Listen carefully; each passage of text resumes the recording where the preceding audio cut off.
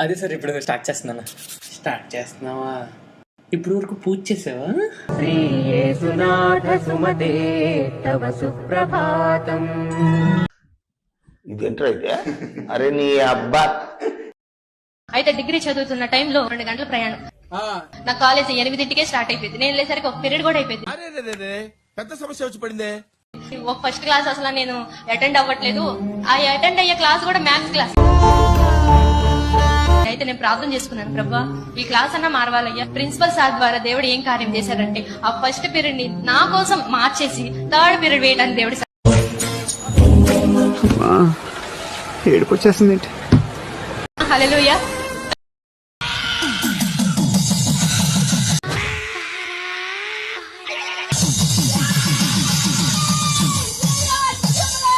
గులాబ్ జాములు కలగలాడిపోయాయిరా.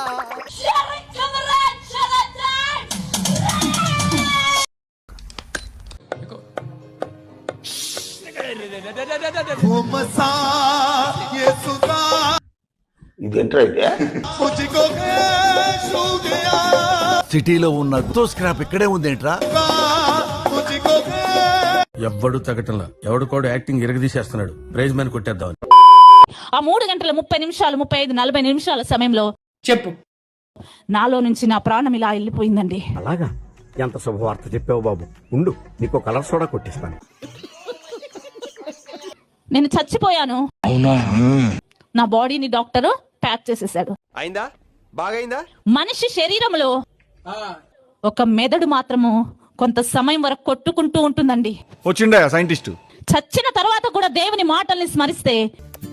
పిక్చర్ల గురించి వెంటనే కానీ లైవ్ లో ఇదే చూడటం. ఎప్పుడైతే నేను ఆ విధంగా అడిగాను బ్రెయిన్ తోనండి, డెడ్ అయిపోయిన బాడీ ఫంక్షన్ అవుతున్న బ్రెయిన్, యేసయ్యా నన్ను బ్రతికిస్తే నేను నీ కోసము బ్రతుకుతానన్నాను. నేను చూసింది చూస్తుంది అంత నిజమేనా? ఎప్పుడైతే అడిగాను అదే క్షణంలో నా బాడీ ఉన్నది ఆ కిటికీలో నుంచి నా యేసయ్య గొప్ప వెలుగు రూపంలో వచ్చి కట్టిపడేసి ఉన్న నా బాడీ మీద ఆయన హస్తాన్ని పెట్టాడు. ఏం మాట్లాడుతున్నావురా నువ్వు? నీకేమన్నా బుర్రున్నదారా? ఎప్పుడైతే దేవుని హస్తము నా మీద పడిందో, కట్టిపడి ఉన్న 3 అండి. ఒకటి తల మీద కట్టారు, ఒకటి నడుము మీద కట్టారు, ఒకటి కాళ్ళ కింద కట్టారు కట్లు. ఆ 3 మరణ బంధకాలు తెగిపోయినాయి. పిచ్చి పీక్స్ కిలిపోయింది మీ అందరికి. ఆ 3 మరణ బంధకాలు తెగిపోయినాయి. నా దేవునికి మహిమ కలుగును గాక. హల్లెలూయా. నేను మరీ అంత ఎదవలా కనపడుతున్నానా? ఓ మాదిరిగా కూడా కనపడలేదా?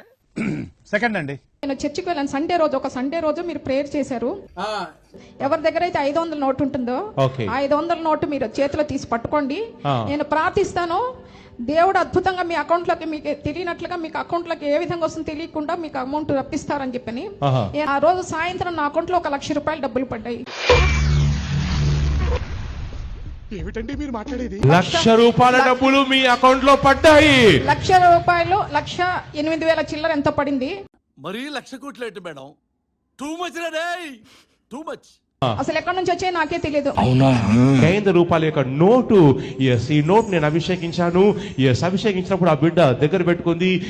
ఏ రోజైతే అభిషేకించాను ఆ రోజు సాయంత్రమే అద్భుతంగా అమౌంట్ వచ్చింది. అద్భుతంగా కార్యం జరిగింది. అరే నువ్వు కదలకురా, కదలొద్దు నువ్వు. వీటన్నిటికీ మూల కారణం నువ్వురా. వాళ్ళంతా కరెంట్ షాకు టచ్ చేస్తుంది. నేను ప్రవచిస్తున్నాను మీకు ప్రమోషన్ వస్తుందని.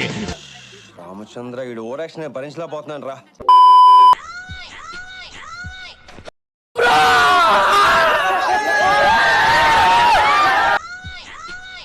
వేర లెవెల్ వేర లెవెల్.